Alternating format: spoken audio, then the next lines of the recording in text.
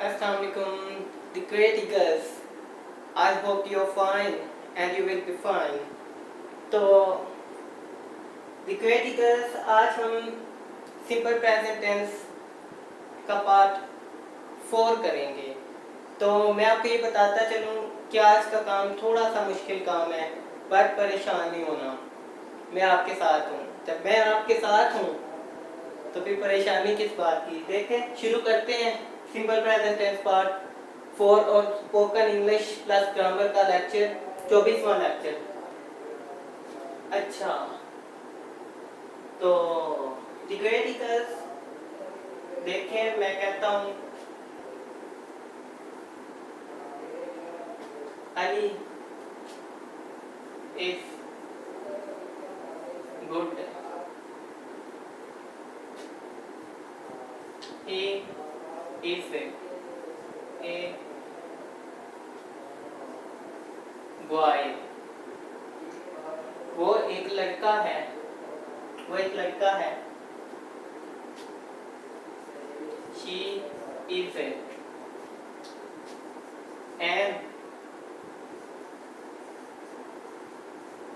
engineer. लड़की की बात है ये। She is an engineer. वो एक इंजीनियर है। I, अब एम को भी तो लेके है ना। I am a student. मैं एक तालिब इल्म हूँ। अब बात को लेते हैं। You are, इसको जमा बना लेते हैं, स्टूडेंट को जमा बना लेते हैं। Students, you are students. ये जमा फाइल मैंने लिया है, मैंने पीछे डिटेल के साथ बता दिया, सिखा दिया आपको। यू जमा भी है, यू वाहिद भी है, यू लड़का भी है और यू लड़की भी है। और यहाँ पर मैंने लड़का बनाया और जमा फाइल बनाया। मैंने यहाँ पर मैंने यू को लड़का बनाया और जमा फाइल बनाया। अच्छा, तो यू आर, अच्छा तो यू आर स्टूडेंट्स, आप स्टूडेंट्स हैं। पहली बात, पहला सवाल देखिए, पीछे अभी तक हमने क्या सीखा है।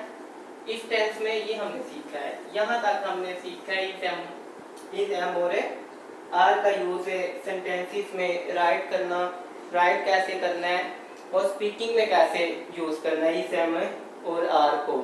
तो ये हमने सीखा है स्पीकिंग में और राइटिंग में। तो ये भी तो देखें, सवाल की बात यह है, ये भी तो आ रहे हैं। ए और एन का आर्टिकल्स भी आ रहे हैं।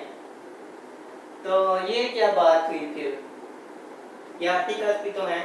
तो ये क्या बात है, आर्टिकल्स का यूज भी तो हमने सीखना है ना इस सेंटेंस में, इस टेंस में सीखना चाहिए।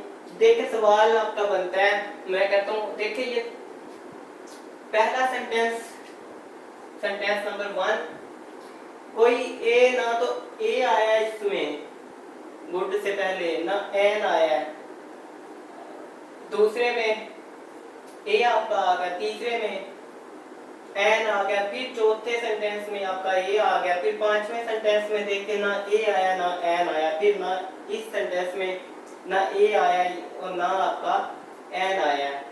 तो ये क्या बात हुई। तो देखते हैं फिर ये क्या बात है, बीच में क्या बात है। देखें,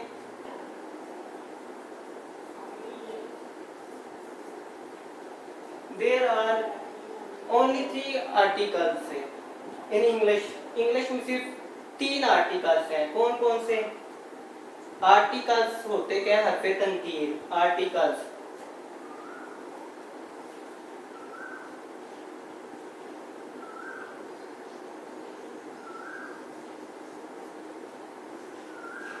आर्टिकल्स हरफे तनकीर, हरफे तनकीर, फिर तनकीर, हरफ तनकीर सिर्फ 3 है। कौन से, पहले नंबर पे कौन सा है? दी का आर्टिकल। दूसरे नंबर पर कौन सा है आपका? ए का आर्टिकल। तीसरे नंबर पर कौन सा है आपका? एन का आर्टिकल। और ये तीनों हैं क्या आपके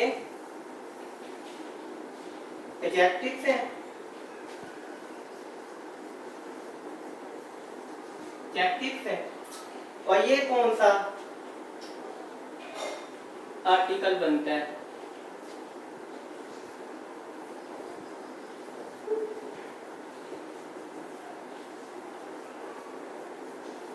डेफिनेट आर्टिकल। ये दी आपका डेफिनेट आर्टिकल बनता है, आर्टिकल्स बनता है definite article.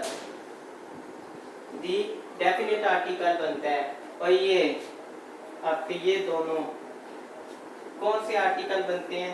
Indefinite article.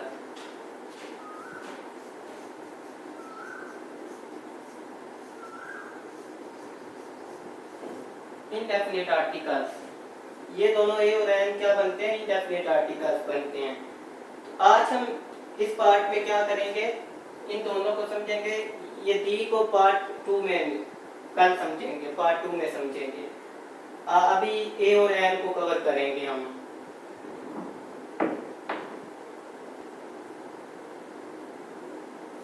A and an are weak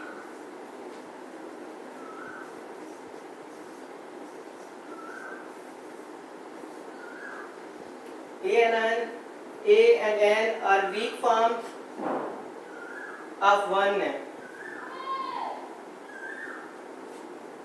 ये वीक फॉर्म होती है किसकी? वन की।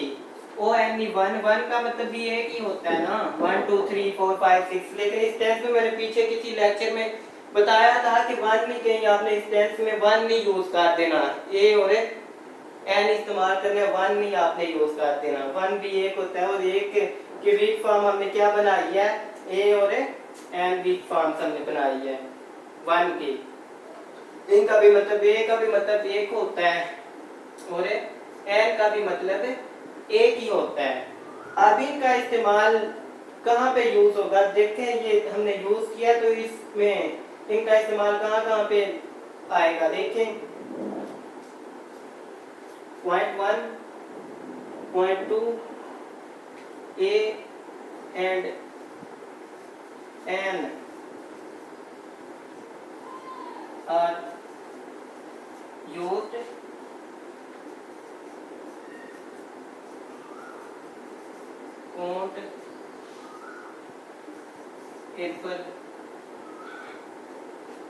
countable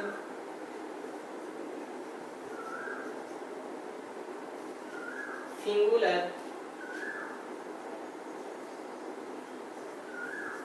word. A and an हमने कहाँ पे यूज करना है?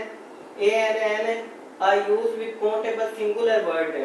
सिंगुलर लफ्ज होगा तो उसके साथ हम या तो वो लफ्ज होगा पॉइंट 1, या तो वो लफ्ज होगा, लफ्ज कोई होगा, काउंटेबल होना चाहिए। पर पॉइंट 2, या वो कोई चीज होगी, थिंग होगी, कोई चीज होगी। पॉइंट नंबर 3 आपका टेबल शेबल हो सकता है, कोई टेबल वगैरह, कोई एप्पल हो सकता है। चीज मतलब कोई एप्पल चीज है ना। पॉइंट नंबर 3 चीज हो सकता है।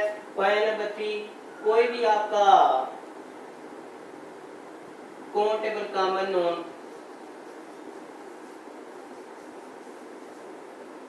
Common known.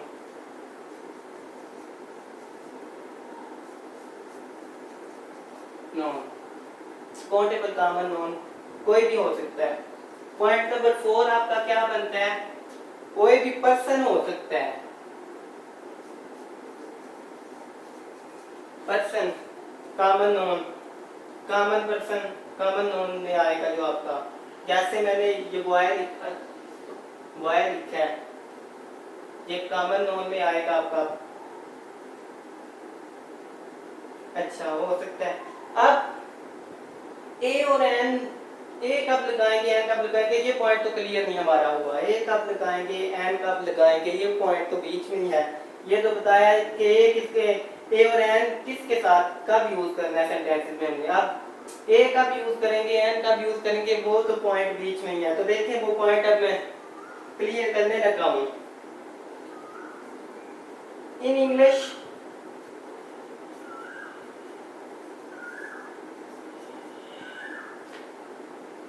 26 अल्फाबेट हैं। टोटल कितने अल्फाबेट हैं आपके? 26 अल्फाबेट हैं, जिनमें से आपके 5 जो हैं इक्वल टू वावल्स हैं। 5 आपके वावल्स हैं। कौन से 5 वावल्स बनते हैं आपके? वही बचपन से जो याद करते आ रहे हैं, ए ई आई ओ यू 1 2 3 4 5, ये आपके 5 वावल्स हैं। बाकी 21 जो आपके हैं वो कॉन्सोनेंट हैं। 21 आपके कितने हैं? क्या कॉन्सोनेंट हैं। इनके अलावा जो भी होंगे 21 वो होंगे, वो आपके क्या होंगे? कॉन्सोनेंट होंगे। फॉर एग्जांपल आप कह सकते हैं एस आ गया आपका, टी आ गया आपका, बी आ गया आपका, ई टी सी, वो आपके कॉन्सोनेंट में आएंगे। तो देखिए आप ए किसके साथ लगाना है?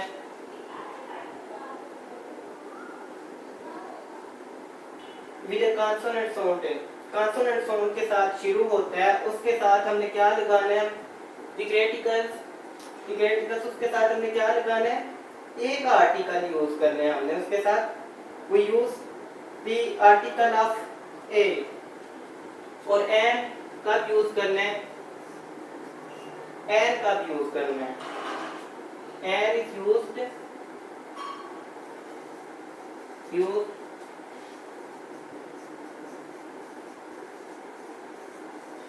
वर्ड सिंगुलर काउंटेबल वर्ड होना चाहिए। दैट begins a start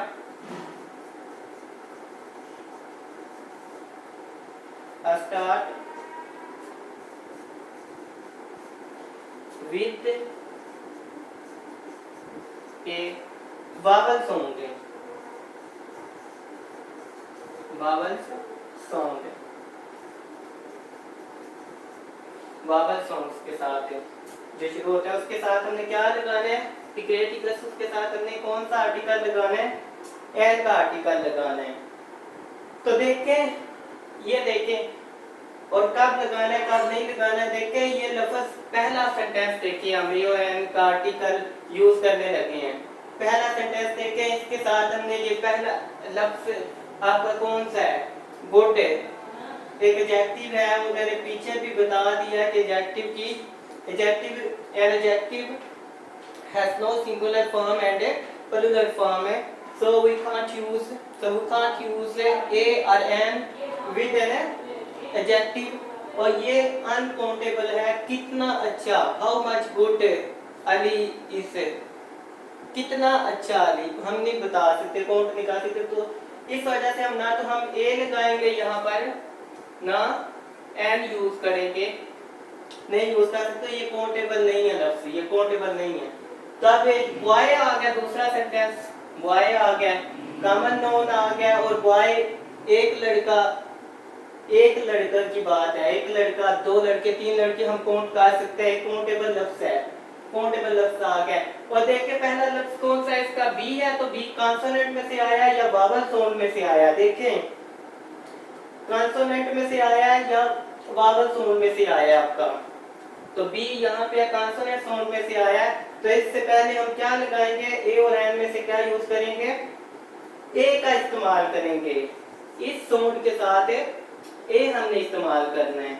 अगर कॉन्सोनेंट के साथ शुरू होगा तो ए हमने यूज करना है। अब दूसरा सेंटेंस तो देखिए मैंने ए का यूज किया बीच में, कॉन्सोनेंट के साथ शुरू हो रहा है। अब एन देखिए, एन आया तो एन, इंजीनियर का पहला लफ्ज कौन सा है? कौन सा साउंड है? ई आपका आ रहा है। तो ई कॉन्सोनेंट में से आया या वावल में से आया? देखिए यहाँ पर तो कॉन्सोनेंट में ई नहीं है, इधर देखते वावल में देखे तो ए ई, ये आ गया ई, वावल में आ गया आपका ई। तो इसके साथ फिर countable 1 engineer, 2 engineer, 3 engineer, 4 engineer count कर सकते हैं, हम उसको काउंट कर सकते हैं। काउंटेबल लफ्ज सिंगुलर लफ्ज है काउंटेबल। और इससे पहले हमने स्टूडेंट्स क्या यूज करना है, फिर आप एन का आर्टिकल यूज करेंगे, ए का आर्टिकल यूज नहीं करेंगे। और फिर देखें स्टूडेंट आ गया, 1 स्टूडेंट, 2 स्टूडेंट, 3 स्टूडेंट, 20 स्टूडेंट होते हैं क्लास में। तो इसका पहला लफ्ज सिंगुलर काउंटेबल लफ्ज है, तो इससे पहले पहला लफ्ज कौन सा है, एस आ गया। एस कॉन्सोनेंट है या वावल साउंड है आपका, देखें कॉन्सोनेंट में से आया है। तो इससे पहले हमने ए लगाना है या एन लगाना है, तो इससे पहले हमने ए लगाना है। तो देखें ए मैंने यूज किया है। और इधर देखिए वावल के साथ क्या आएगा, फिर आपका एन का आर्टिकल आएगा। अब ये वाला तीसरा 5वां सेंटेंस देखिए, 5वां सेंटेंस स्टूडेंट्स है। इस टेंस में स्टूडेंट्स आ गए, तो ये जमा है, वाहिद नहीं है। तो जमा लफ्ज के साथ हमें ना तो ए लगाना है ना एन लगाना है। आई होप कि थोड़ा सा मुश्किल था, पर उम्मीद करता हूँ कि थोड़ा सा आपके नॉलेज में इजाफा हुआ होगा। अगर वीडियो अच्छी लगे तो लाइक करें। मिलते हैं नेक्स्ट लेक्चर में, तब तक के लिए खुदा हाफिज।